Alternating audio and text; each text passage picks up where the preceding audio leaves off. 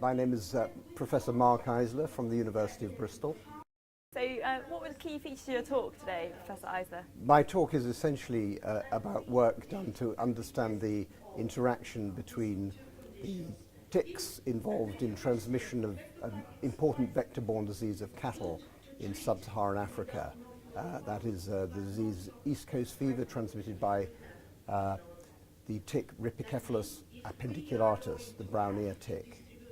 And essentially the work that I'm doing is a form of modelling of this interaction based on individual-based stochastic simulation model, where every bovine host and every tick is modelled individually throughout its life cycle and demonstrating the interactions between them over a long period of time in really quite large numbers.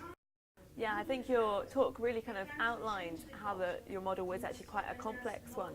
And I think one of the key features of today is actually kind of you're from the veterinary perspective of disease. What's your view on the OneHealth approach? Well, I think the OneHealth approach is absolutely invaluable. I think that the boundaries between human and animal health are largely artificial. A lot of diseases are transmitted between animals and human beings, vice versa.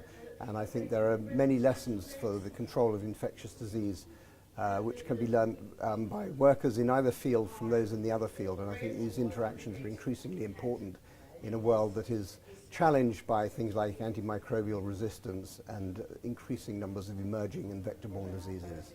Lovely. You work in modelling. Do you think the OneHealth approach to modelling is important? Absolutely, yes. I mean, I think that these are areas where there are many common challenges between human and animal medicine, and there are various things that have come across in the talks in the meeting today that have really underlined this understanding about aggregation of vectors and parasites within vectors, understanding the relationship between vector populations and control, and the relationship between reduction of vectors and reduction in transmission prevalence of disease. These are complex issues that are poorly understood, but I think we can enrich our understanding by basically sort of cross-fertilization of ideas between the human and the veterinary fields.